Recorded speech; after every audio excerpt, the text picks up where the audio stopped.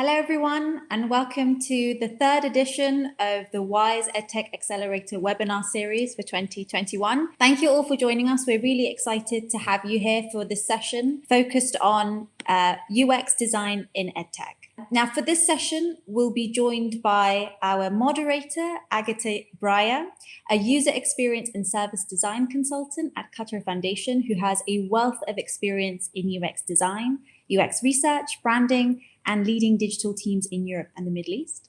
We have an excellent panel to join us as well today. First of all, Klaas, Ardinois, who is currently the WISE EdTech Accelerator CTO coach, leading one-to-one training on design and strategy with selected members of our EdTech Accelerator community. We also have Webster joining us, who is currently the head of design and UX at Ooredoo, Qatar, where he is part of the digital transformation team. Here, he champions a customer-centric approach to value creation, developing and incubating projects through design thinking strategies. And last but not least, we have a new addition to the panel. Unfortunately, Manon from Willoki could not join us today, but instead we have Agustin Pardo, currently the CEO of OX Education, and somebody who has started his entrepreneurial journey at a very young age. And that has led him to create the platform Wombox, a Spanish learning platform focused on AI technology and personalized learning. So thank you, Agustin, for joining us as well. Before we kick off, I do just want to mention that our WISE Summit will be taking place this year, and I'll be placing some information on that in the chat. So without further ado, I'm going to hand over to Webster, who has a quick presentation for us to take us into the session. So Webster, over to you. Good evening, good afternoon, and good morning to everyone. So thank you everyone for joining. I've got a quick 10 minutes presentation to share with you on problem solving in the UX field. So I hope that this could be insightful for all of you. So to start, just give a quick background. I'm calling from Qatar, and I work in a telco called Ooredoo. And here we have Lionel Messi here celebrating my 30th anniversary with Ooredoo here recently. I've been a designer for pretty much my entire adult life, working in several different design environments, from where I am today in a corporate environment to being an in-house creative, and to even doing a tech startup, right? So I'm here today to quickly just share with you some learnings that I have accumulated as I continue with my journey as a designer here. So diving in, the first thing that I want to share with you, it's around process in the UX field. So as designers, it's all about problem solving. And I like to make that distinction that, in design, you are different from being an artist. And I learned that quite early on, that most design artists usually create things that are more personal, and you do something that represents yourself. And whereas designers, UX designers for that matter, it's about problem solving, and it's usually in a very commercial context. So how do we go about it? Of course, design thinking. And design thinking, it's a great problem solving tool. And with design thinking, of course, there's the legendary three rings that most of us would know. And for those who are not as familiar, it's about the three different aspects, right? So what do they mean? One of the rings is talking about making money, right? So if you're an entrepreneur, startup, it's all about sustainability, commercial sustainability. And then feasibility is about whether or not you can build your idea. And for me, most importantly, it's about understanding who your customers are and whether they want it or not, right? And in my experience, most times, clients, companies always focus on making money, right? And then they focus all on their business case, the business model, and they go ahead and build it, right? So, but in a very competitive landscape today, it's about kind of understanding the users, right? So you have a very competitive environment, and to know who your users are, you'll be able to cut market size for yourself. And that's where you want to be in design thinking when you go about solving any problem. So there's a starting point within design thinking. It's about understanding what your customers want. So it's about understanding the desirability of your users, and how you do that is, for me, a lot to do with user research. And with that user research, you'll be able to then define your user experience. In other words, UX. So apply design thinking. That would be my first learning. If not, apply a process so you can stick with, so you don't get lost along the way. The next learning I want to talk about is about taking the action. And it's not about going all in when you have a great idea. In design, it's about taking that first steps. And what I like to advocate for is with design sprints. So for those who don't know, design sprints is based on a book written by Jake Knapp over at Google Ventures. It's been around for several years now. Essentially, it is a toolkit where you can apply design thinking, and within a period of just 5 days, gathering a small group of people together, you'll be able to build something called prototype, where you'll be able to have something very simple and you're able to put it in front of the customers that you have identified. So over at Ooredoo, we do that pretty often, as much as we can. And the example here we have, it's about how a customer can purchase a SIM card. And as you can see, what a tourist would need would really be very different from a Qatari citizen, for example, right? A tourist would want your $9 SIM card for just maybe a week. And possibly for your Qatari citizen, you'll be looking at possibly your 5th or 6th SIM card, because you have a big family and you have managing many accounts. So more on sprints, it's about taking something that is conceptual and getting tangible fast, right? And you don't have to turn things to be very, very beautiful. And that's not the focus of design at this point. It's about making sure your team are aligned. So a lot of new ways of working, it's around collaboration, agreeing, disagreeing, and everybody has the same goal in mind. And it doesn't end there, right? So with one sprint, you tend to do many sprints to kind of evolve your idea as you go along. And with the whole new normal, you have a lot of digital tools upgraded, made available to all of us. And with Zoom, along with a digital whiteboard, for example, as a tool, you have Mural. It's essentially a digital whiteboard that you can collaborate on the screen. You can try different tools like Miro as well. But with that, you'll be able to share sketches, ideas, all within the comfort of just having a laptop.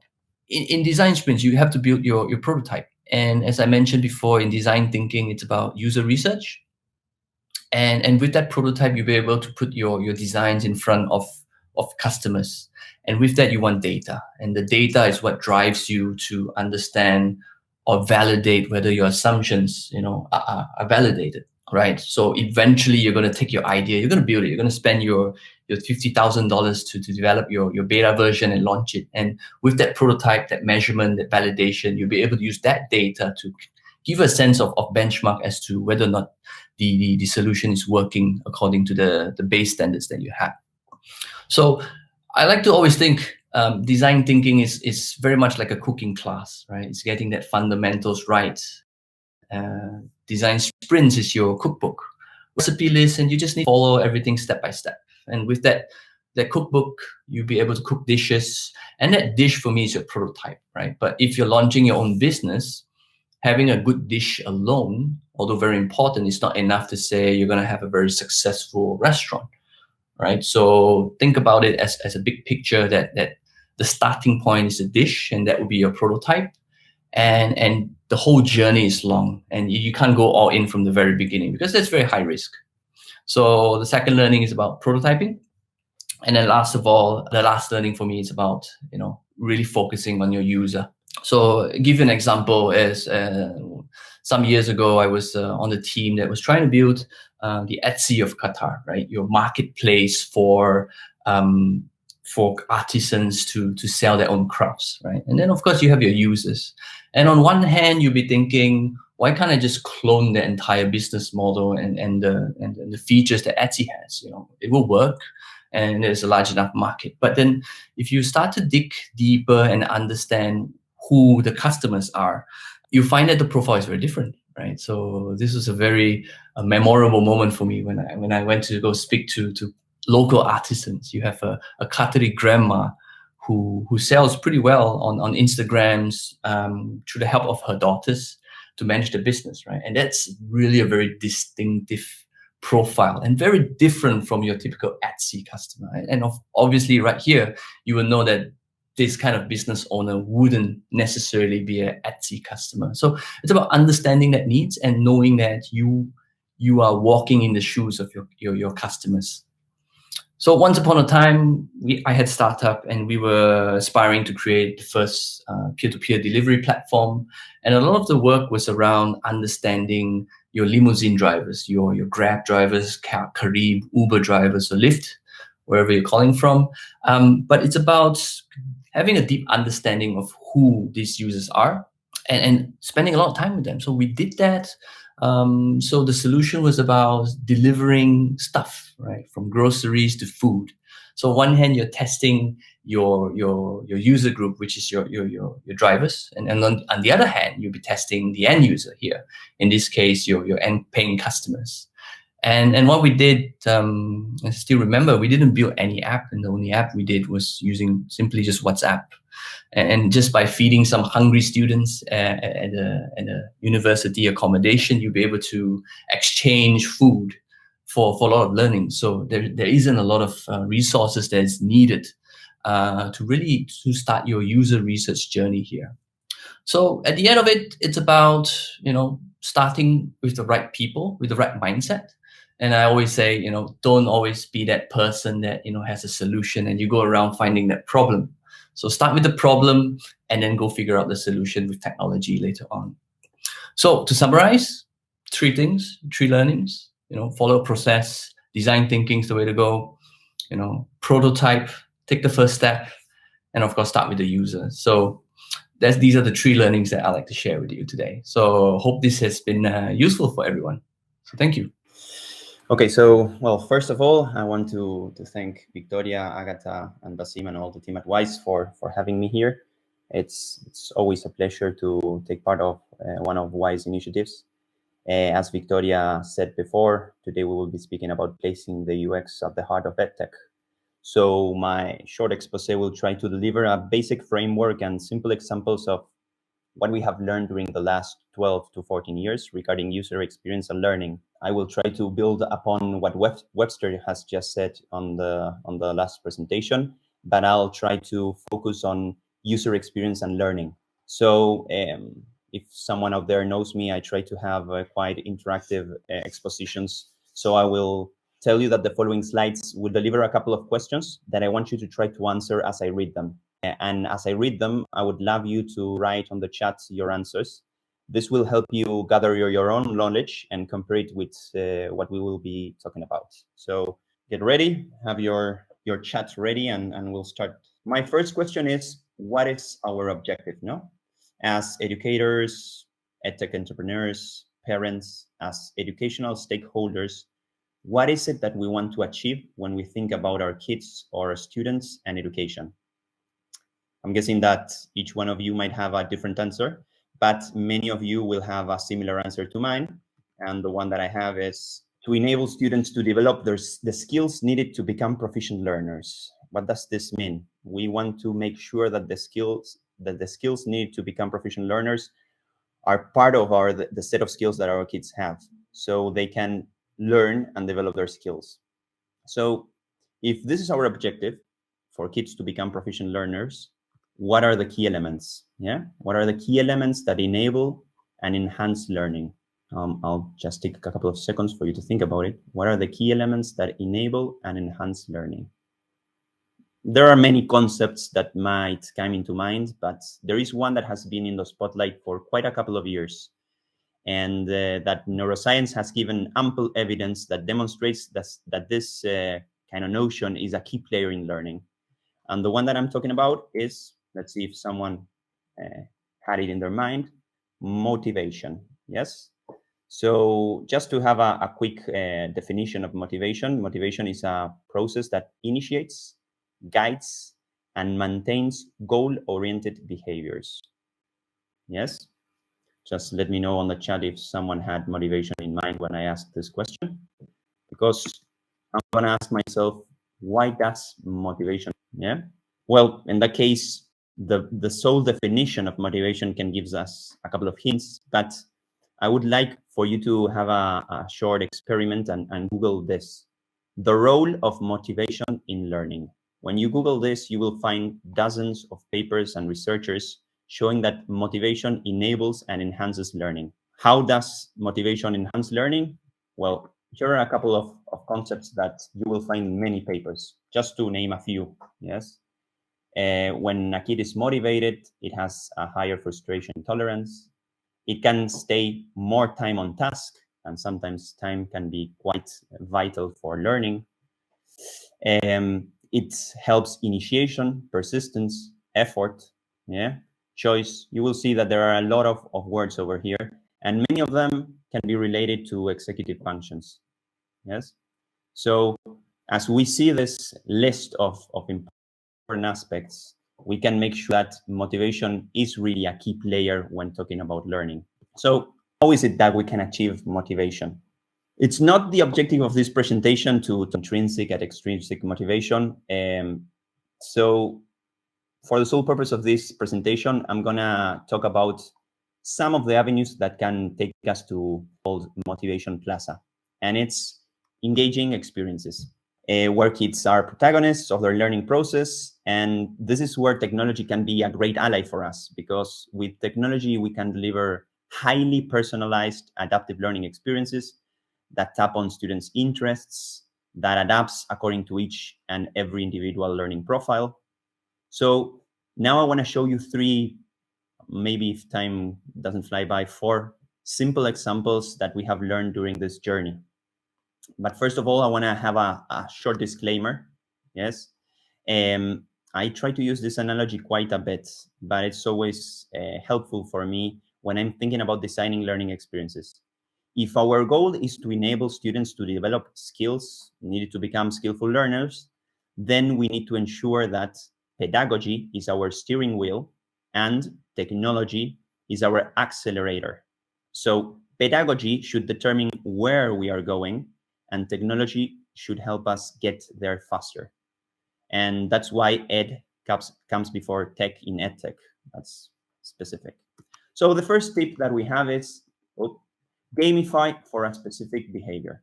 Everybody that knows about gamification knows that it's basically applying game elements into a certain area, in this case, learning. And you have a lot of gaming elements. Just to name a few: avatars, Easter eggs, collectibles, labeling, badges. It's not the objective of UX to just gather a bunch of these things and put them into an experience, but thinking about the user.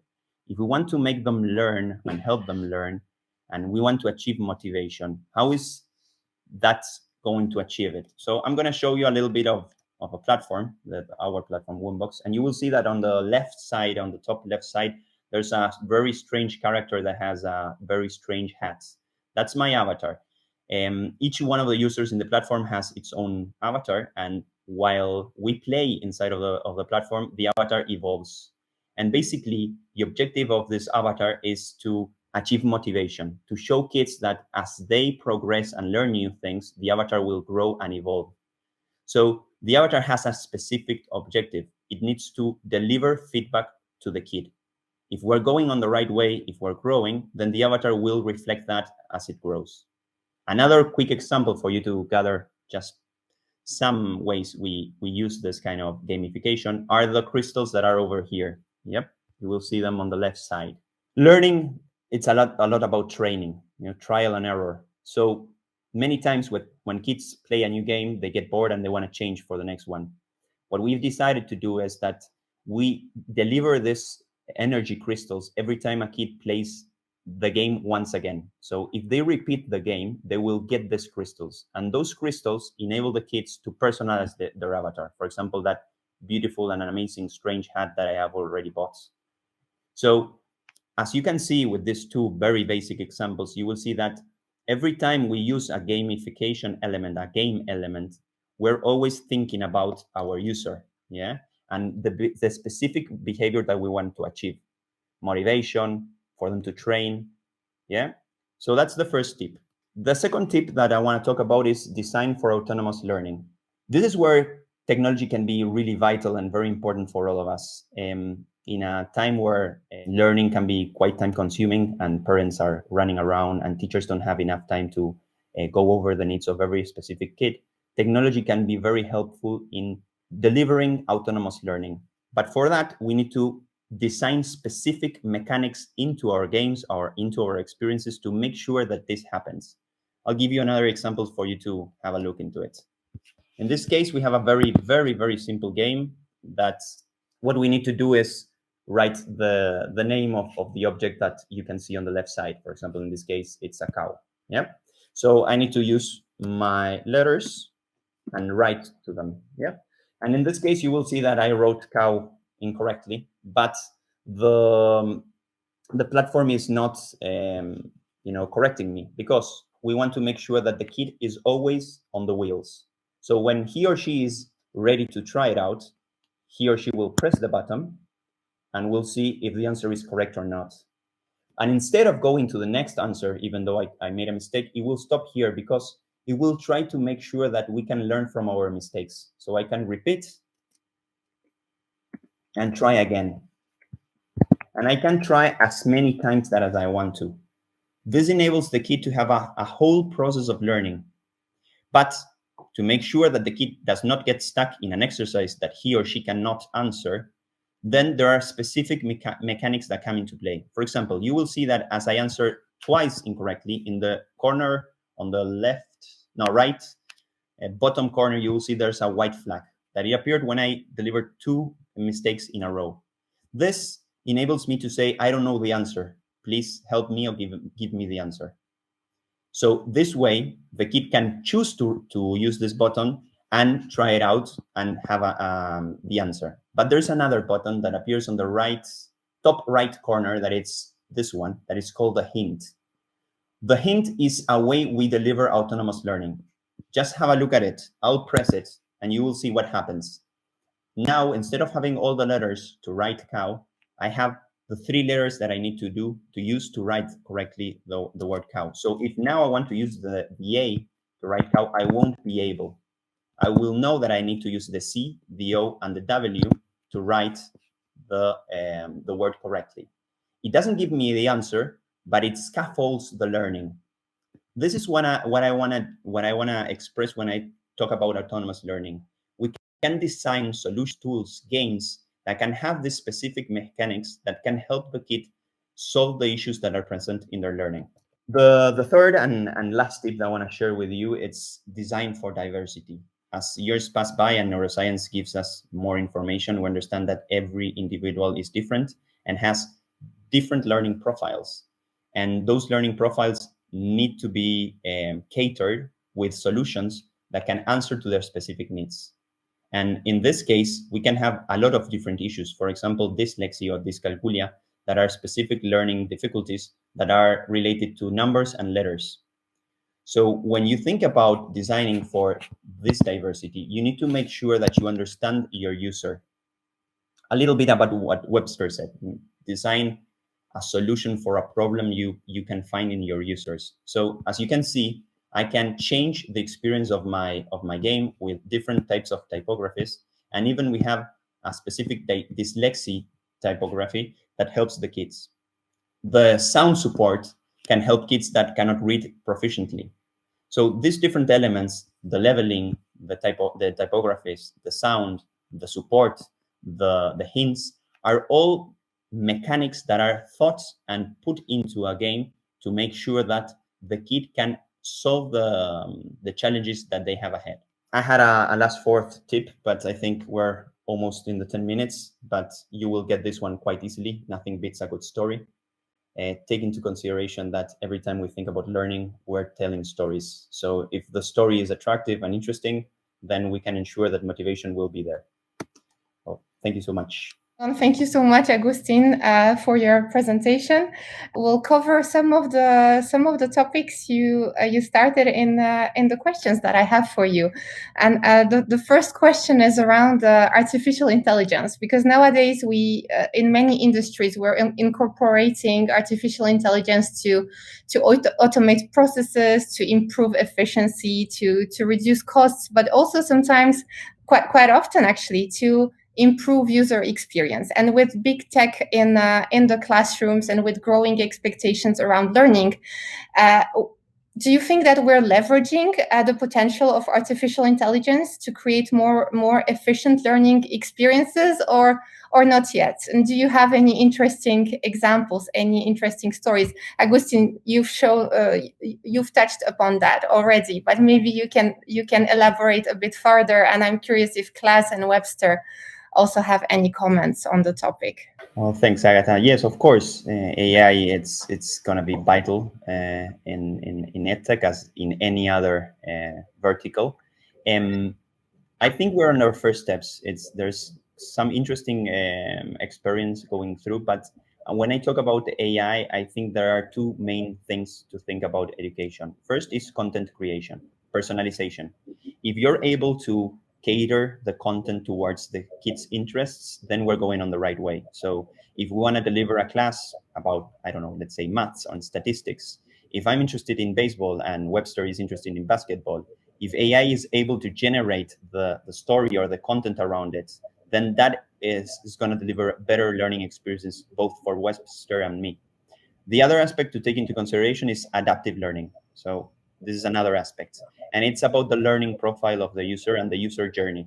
For example, if we take into account 10 kids, 20 kids, and we deliver a special class, we will make sure that there's 20 different paths and times that they will need to make sure to really master the content. If we are able to see how kids are progressing and adapting adapt the exercises towards these different learning profiles, then we will make sure that each one of those kids can really get to the subject. We do that a lot in Woombox. We use adaptive learning, and we have understood that there are many users that might take a little bit more time to get into the mastery of a topic, but then afterwards they take far less time mastering other more complex subjects.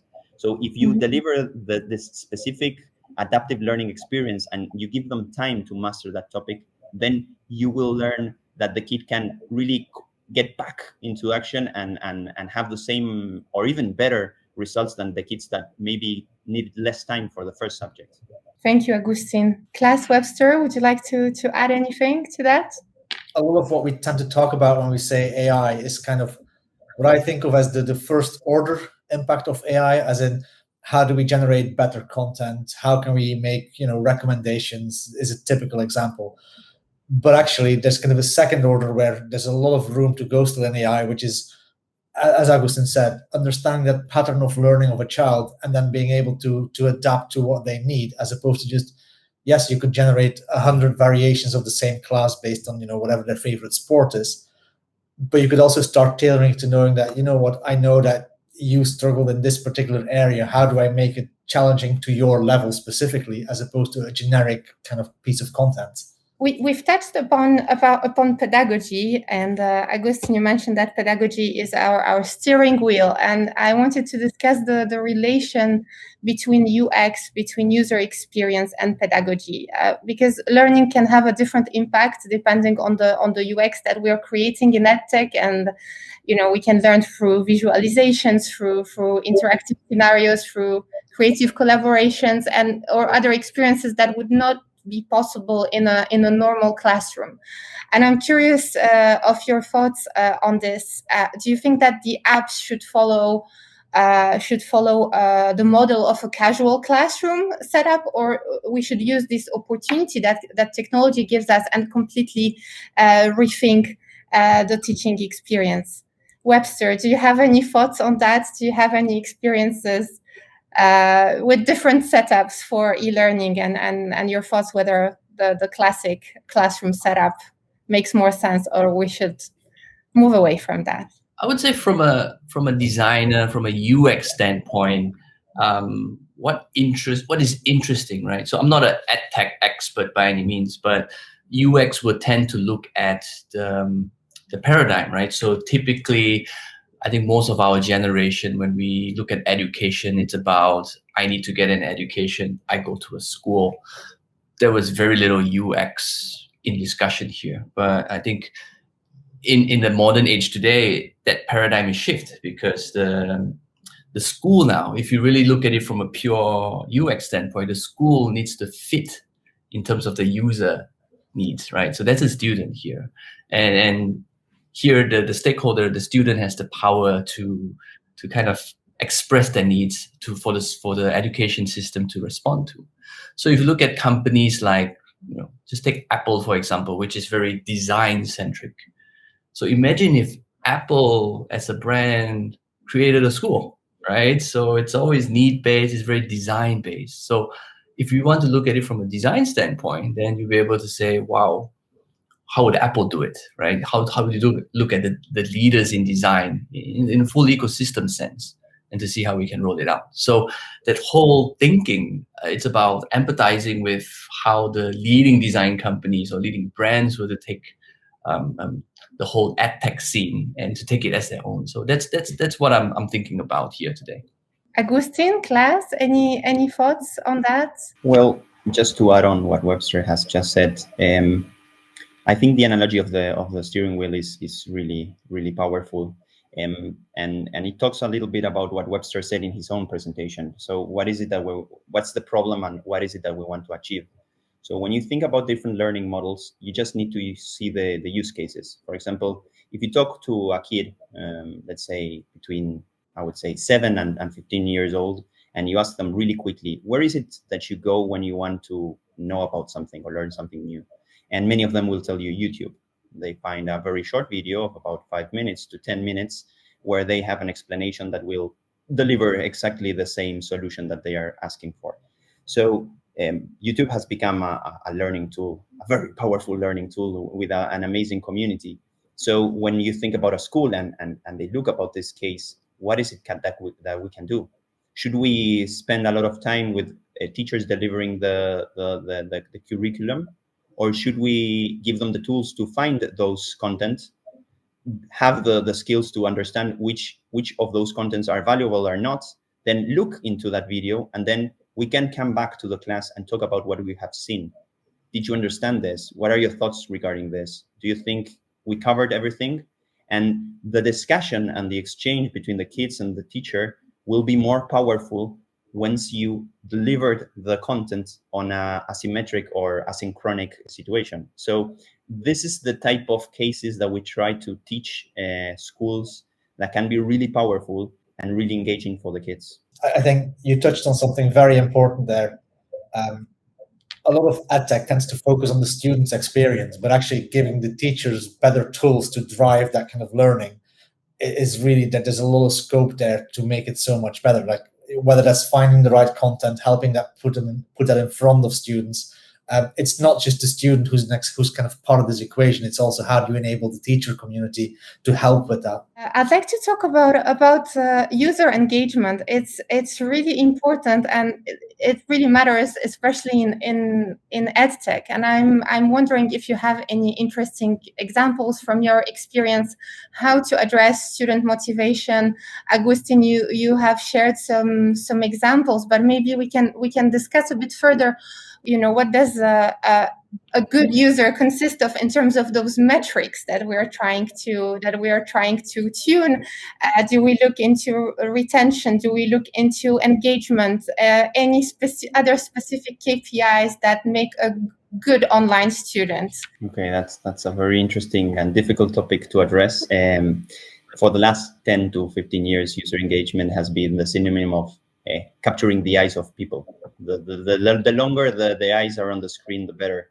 Most of social media is designed on that kind of model or idea.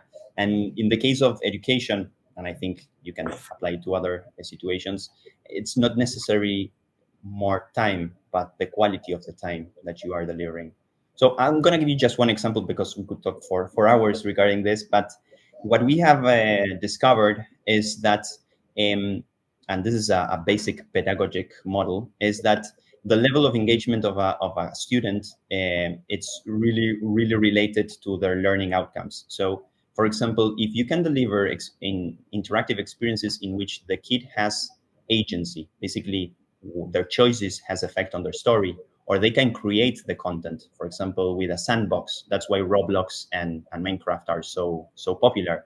When the kid is delivered with the tools to create their own learning experiences, then you can have not only engagement, but really powerful learning outcomes. And you will see that the KPI of the time spent on the platform will go upwards, but based on the quality of the experience and not so much on the time that we can trap their attention with their eyes. And this is where it kind of starts to cross over with the commercial side and the startup question. If you are a freemium product where you maybe get advertising revenue, time spent is the kind of only metric that matters to your business, because your money is a direct conclusion of how long people spend on your platform, how many ads they watch, and so on and so on. If you're in a kind of edtech world, you're typically either a subscription or you're paid for through school fees. So you don't have that pressure, and your pressure is really on, are you delivering good learning outcomes?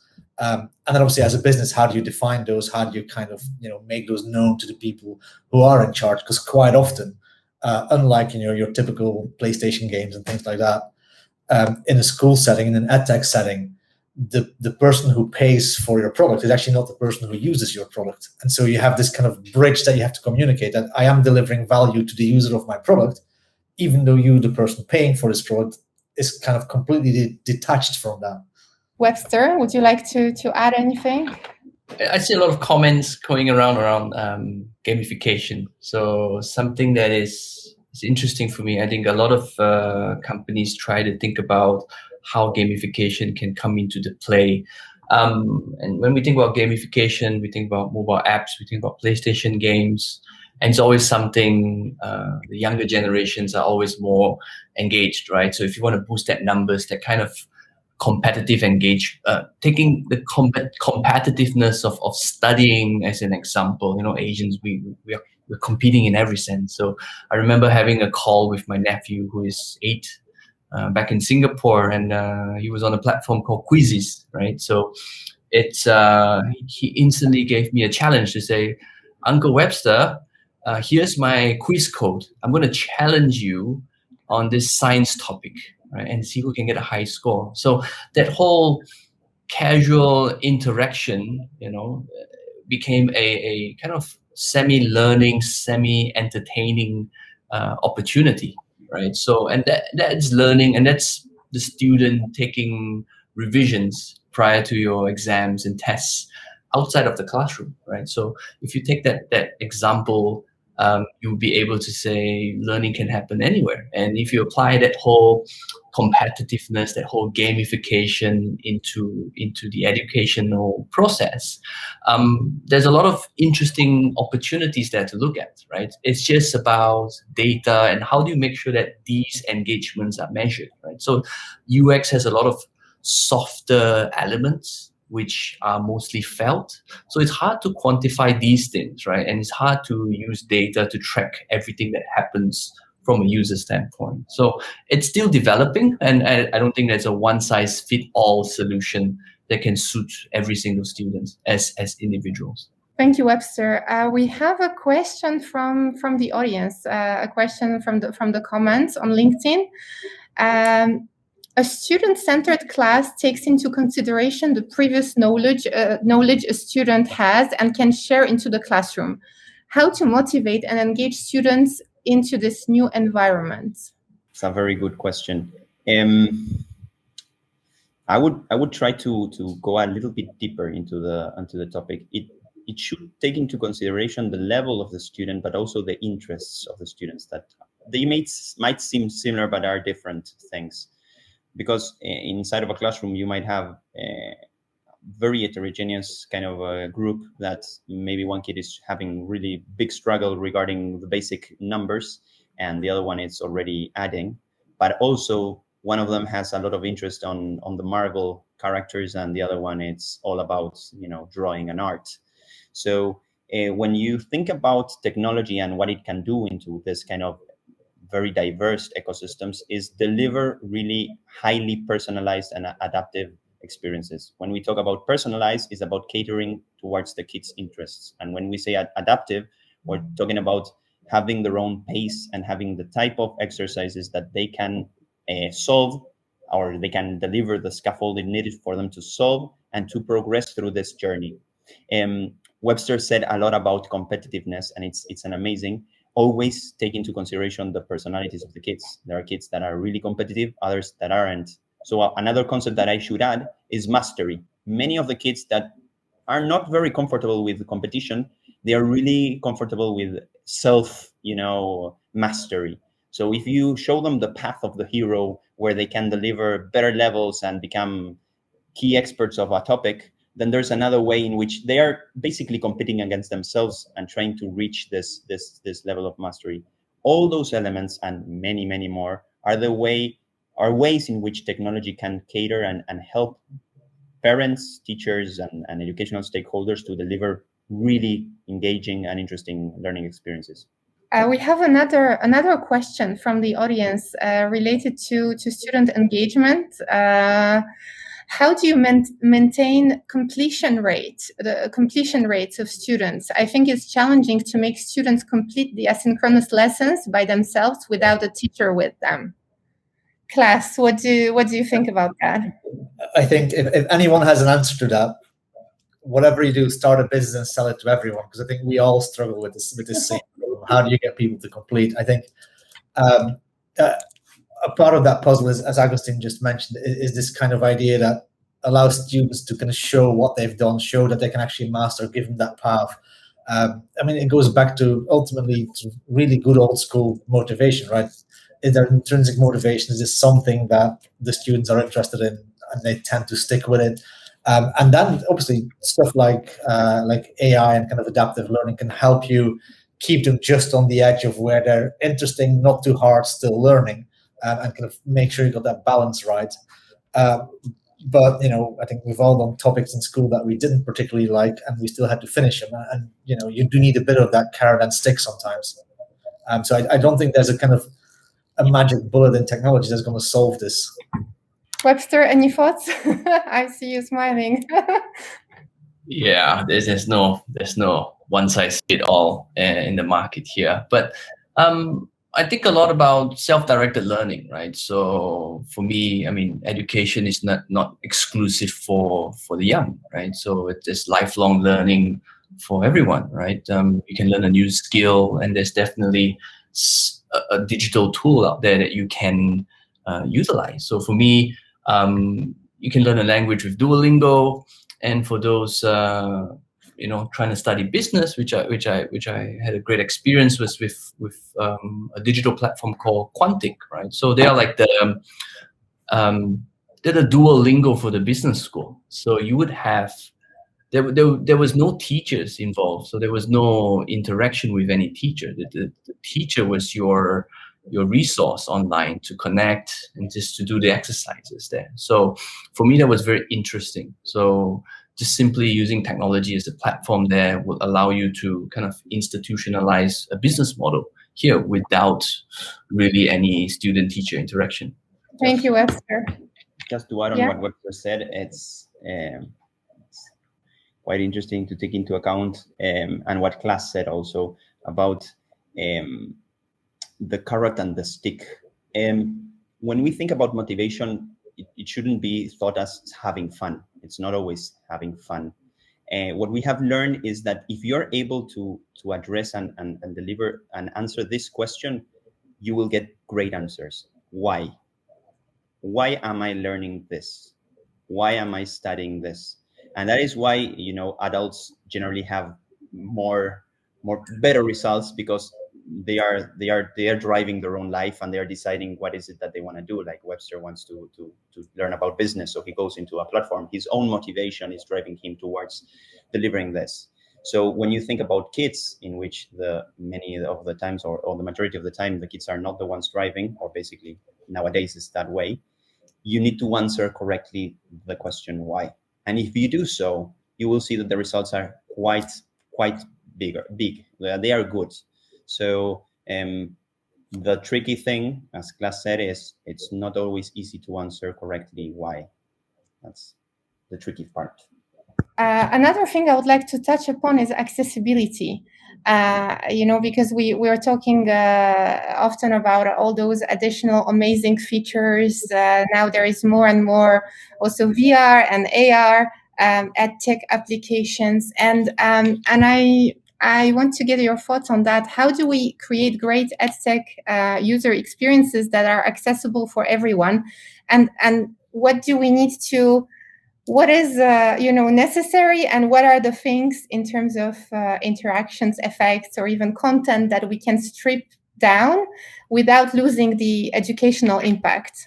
I mean, I can certainly kind of speak a little bit to kind of VR and AR, because I think it creates interesting questions around availability of technology. I think, yes, there are use cases for VR, and there are anything from relatively cheap sets to $400 or $500 sets. But then that becomes a question of, are you creating this dual track system where people who have access to these tools, maybe in the classroom, maybe at home, get an advantage somehow over those who may not have that? And to me, yes, that is part of the accessibility question, is how do you make this so it applies globally, not just in the kind of richer Western world? I don't have an answer to that question, unfortunately, but I think it's something that we as entrepreneurs have to challenge ourselves as well, is, could we create a solution that works for everyone? We spoke about using YouTube, to learn, and you can Google or search the internet for every opportunity there. So for me, going a little bit beyond that, right? So Ooredoo done before. So talking about a broader sense about, let's say, a tourist experience, right? So Qatar is hosting the FIFA World Cup at the end of next year. There'll be tourists coming to the Middle East, coming to Qatar probably for the first time. And it's something we did. We tried to serve tourists. So we did a prototype and we actually launched it in the market. So I call it the talking wheelchair. So it's a smart wheelchair that we launched through a design sprint working with the Supreme Committee to allow wheelchair users to be able to kind of talk to the wheelchair and say, what can I do? What can I do in Qatar, as a wheelchair user? Because accessibility is always a challenge. So what we believed in is that, we don't want to push another super app, and then try to compete in that marketplace to say, download my app when you're in Qatar, but rather to say that we're leveraging what's already available on your phone or on you, which is your smart device, which has a microphone, right? So if you can talk to your phone through Siri, through Google Assistant, you can ask. And that's the learning opportunity right there, right? It doesn't belong, knowledge doesn't belong to anyone, but it is made accessible for everyone. And it's about that on-demand moment for you to actually learn something new. I think that nowadays it's the responsibility of educational stakeholders to address accessibility. It's something really key, because as we understand that every kid has different needs, we need to make sure that these kids we can deliver those kids the specific solution so they can access to their whole potential. And in order to do so, we need to understand the user. I sound like a fan of Webster, because in his presentation he was really clear about this. But if you understand your user, you understand what the challenge is, and then you can build a solution that can address that challenge. For example, when I talked about our platform, dyslexia is something that affects 10% of the population. So 10% of the population have some sort of difficulty on reading, fluent reading. So when you design and think about the typography that you're using, you need to make sure that that typography, it's easy to be read.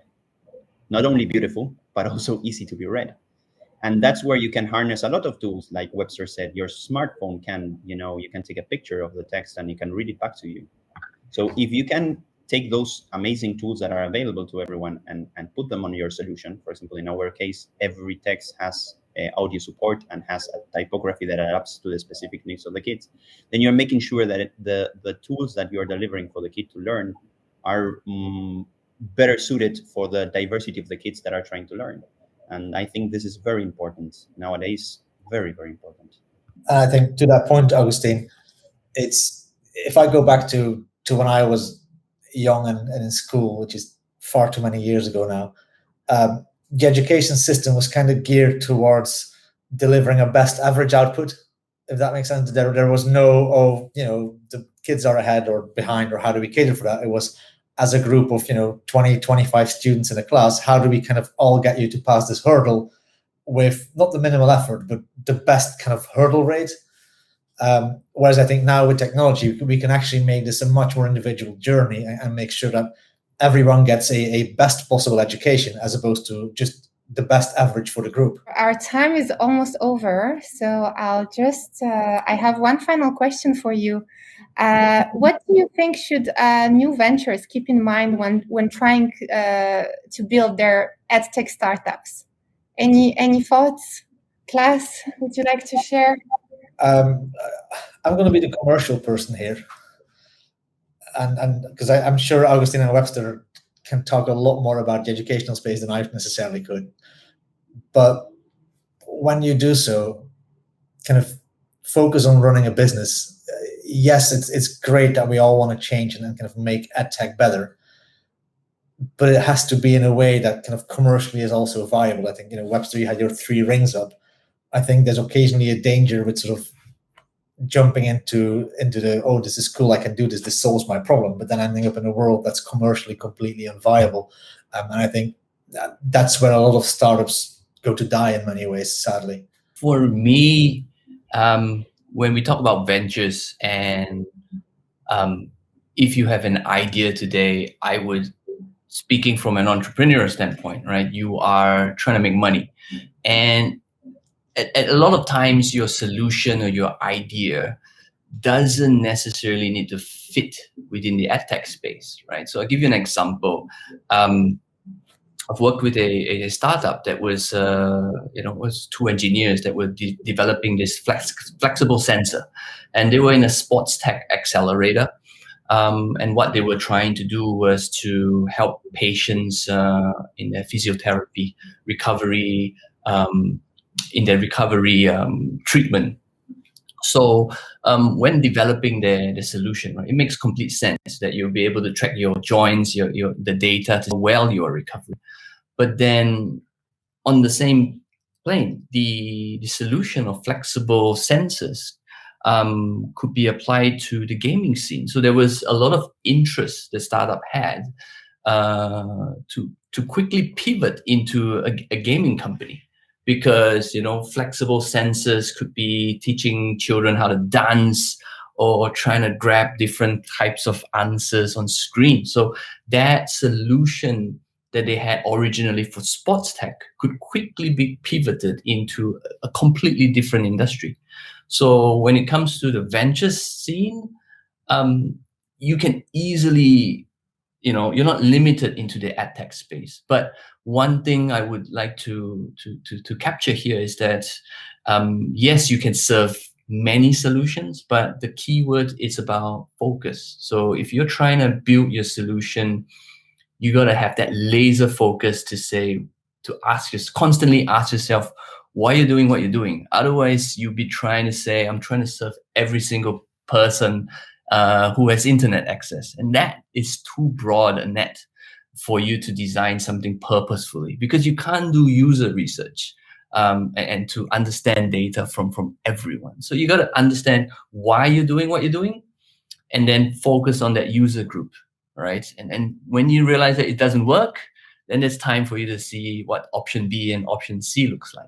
Thank you, Webster. I think this closes our panel. I'm afraid we don't have more time. I see there are so many questions from the audience.